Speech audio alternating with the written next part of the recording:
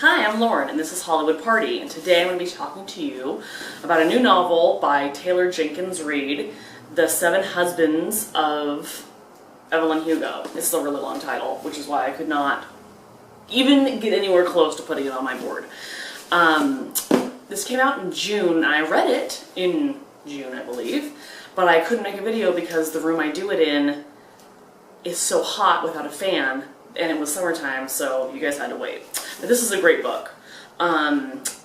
It was recommended to me by somebody who doesn't know anything about old Hollywood, so my expectations were super low.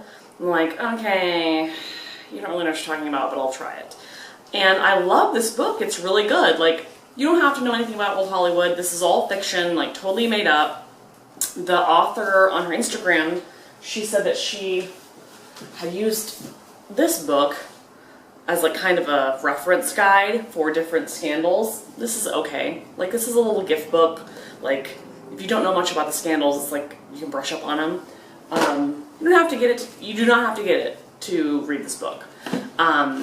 So the book is about a movie star who is going to be auctioning off her like famous gowns, kind of like what Debbie Reynolds is going, well, her family's doing right now with her auction. There's so many good things in that auction. If you have not looked through the catalog of the Debbie Reynolds Carrie Fisher auction, it's amazing. Debbie Reynolds stuff is amazing. Carrie Fisher stuff is like a little yard sale-y. I'm not gonna lie, but that's okay. They just had different tastes.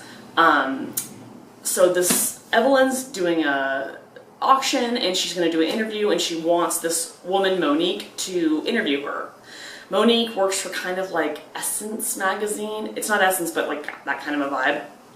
And she's not a well-known journalist. She's done some good pieces, but nothing major. So in that aspect, it kind of reminded me of this book that came out a few years ago with Ava Gardner. This guy went and interviewed her for like months at a time. This was a good book. If you've never read it, you can still read this, it's no big deal, but it was really similar. And in both ways, like, I liked that he said a little bit about him, like you got to know him in this. And with this, I didn't think I was going to want to know about Monique, but there's so much backstory, which is really great, of Evelyn, that you get a little breather and have like a short chapter on Monique, and that was great. Some of the fun parts about reading this, if you do know your old Hollywood, it's like a puzzle, or a scavenger hunt, I guess would be better.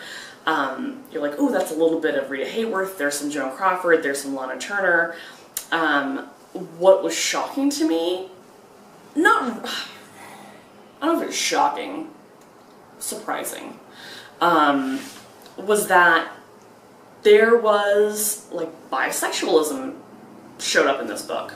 I'm not really ruining that, like I'm not going to tell you who it was, because there's multiple characters in this book. Like, she's married 7 times, so you don't really know who the hell I'm talking about. It was interesting because you don't really hear that word that much anymore, because everything else is like cisgendered and gender fluid, and I guess it took me a while to think, like, why did she keep using that specific word? And I'm like, well, this lady's like in her, not the author, but the actress was like in her 70s, and there's no way in hell that my grandma, who's like 86, would even know what gender fluidity even is. At all. Like, she'd have no clue. So I guess that was true to this character who kept using that word. I also found it to be interesting, like, I liked her friend who was like her agent, and I think he was her agent, or like studio head guy. Oh, I loved him. He was I really, really loved that character. The author did such a good job writing this book. I love the way she wrote. Like, I really marked it all up with different sentences I liked, because the way she used her prose was just beautiful, and it was so easy to see what she was talking about. Like, even though it was a fake studio and these events never really happened, I could see it in my mind, like, crystal clear, like it was a freaking movie. And I wish it would be a movie. That'd be great. But not a negative part to this. I figured out the ending to this book so fast. Like, within the first chapter or two. I was like, oh no, this is gonna end. No big deal. Doesn't matter, because I was right how it was gonna end, but the twist in this book was so good. I was reading it at like 2 in the morning, and I sat up on my couch and was like, oh shit.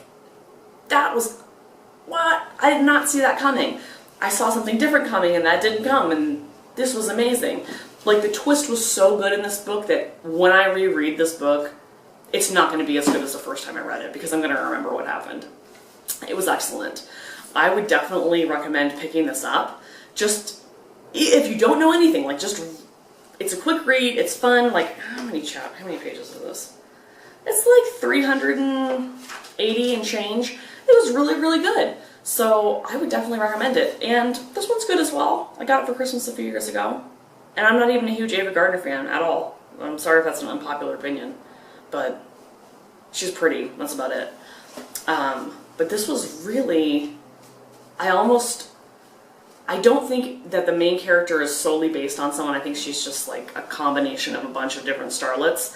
But damn, I wish I knew all of them that she based it on. Because there's a couple I know and a couple I don't know. So I definitely give it like 4.5 or all really close to 5 stars. Like, I love this book. The next video I'm going to be doing is on Miss D and Me. I went to the book signing at Book Soup, which is the worst place you can do a book signing. It is a total shit show. Like, I will talk more about it. That was a good book. I have positive and negatives to say about it, as well as the book signing. I have pluses and minuses about it as well. But in the meantime, definitely pick this book up. Get it on Amazon, whatever. I don't know the author at all. No contact with her. But it was an excellent book. And I'll see you next time. Bye.